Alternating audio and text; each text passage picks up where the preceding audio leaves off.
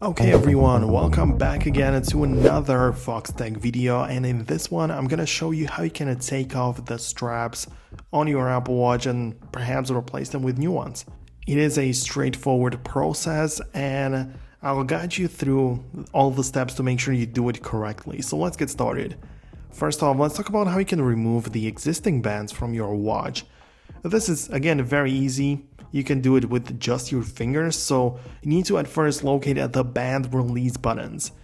Turn your Apple Watch over and you'll see two small buttons on the back, near where the bands connect to the watch. Using your fingernails or perhaps something sharp, press one of these buttons, hold down the button while you slide out the band sideways. It should glide out smoothly. Now it don't matter which side you slide out the straps from the watch, you just have to make sure it's still clicked and you just slide them out like that. And you of course have to repeat the same process, do the same for the other side, so press the button again and slide the band out. Now that you've removed the old bands, I assume that it's time to attach the new ones, but before you do that, let's decide on the orientation of your Apple Watch, because you have to determine the crown position. Think about where you want the digital crown to be, on the left or on the right side of your wrist. This will determine how you attach the bands. So yeah, I mean, you can always change the orientation in the settings, so you can go to the general and then orientation section on your Apple Watch.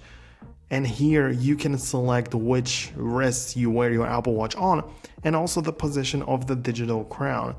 This is very useful to make sure the band fits nicely and that the watch interface is aligned with how you wear it. Now, another thing is attaching the new band. So typically the shorter part of the band goes on the top of the watch. As we said, depending on the orientation, it changes which is the top and which is the lower part. But yeah, you just slide it into the slot until you hear a click. This sound confirms that the band is securely attached. Similarly, take the longer part of the band and slide it into the bottom slot. Again, listen for the click to ensure it's properly attached. Make sure that the bands are curving correctly around your wrist.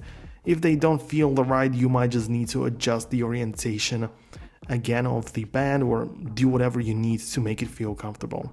So that's it. After attaching the bands, you can wear your Apple Watch normally to ensure everything is comfortable, but that's it for me. Hope you found this video useful. If you did, hit the thumbs up, subscribe below, and I'll catch you in the next video. See you guys there.